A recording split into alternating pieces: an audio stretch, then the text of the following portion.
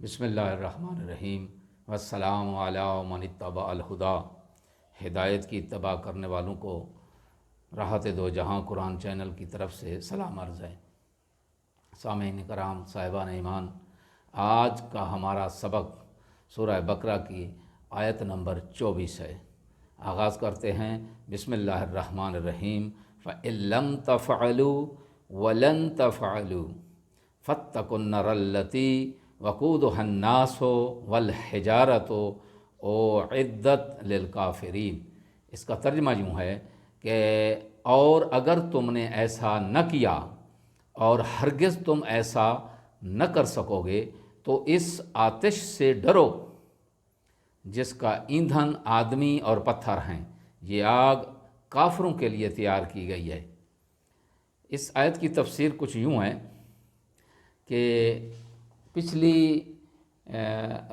آیت میں پروردگار نے یہ کہا تھا، یہ فرمان اس آیت میں یہ تھا کہ اس قرآن پاک کی کسی ایک سورت کا مثل لے آؤ، اور اس میں یہ حکم ہو رہا ہے کہ یہ کبھی بھی نہیں لا سکیں گے،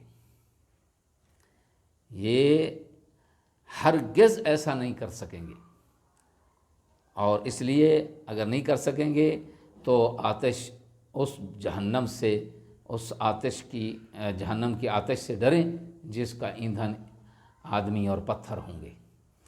تو اس کی تفسیر ایک اور قرآنی دعوے کی، یعنی پہلے ہم نے جو دو دعوے پڑھے تھے، ایک ابدی اور ایک دعوی عمومی، تو اس میں ابھی پروردگار نے ایک اور قرآنی دعویٰ کہ تم سب مل کر اجتماعی کوشش کرو تو بھی ایک سورہ کی مثل ہرگز نہیں لا سکو گے۔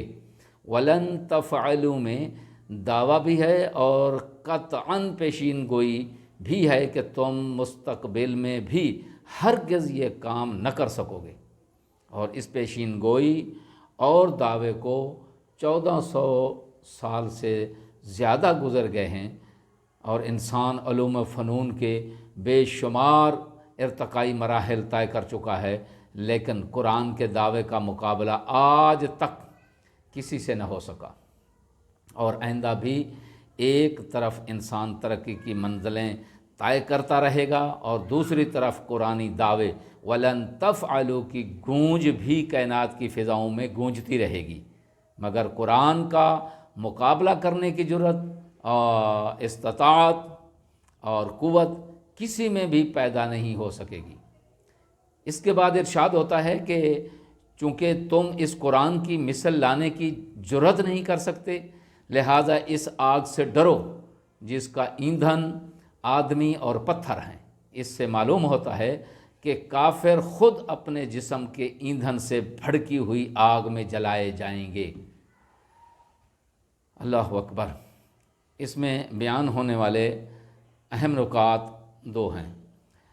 پہلا نکتہ یہ ہے کہ یہ دعویٰ صرف وہ علیم و خبیر ہستی ہی کر سکتی ہے جو جانتی ہے کہ کبھی بھی قرآن کی مثل نہیں لائی جا سکتی، اور دوسرا نکتہ اس میں یہ ہے کہ اتمام حجت اور نعمت کے بعد ہٹھ دھرمی کرنے والے جہنم کا ایندھن بنیں گے۔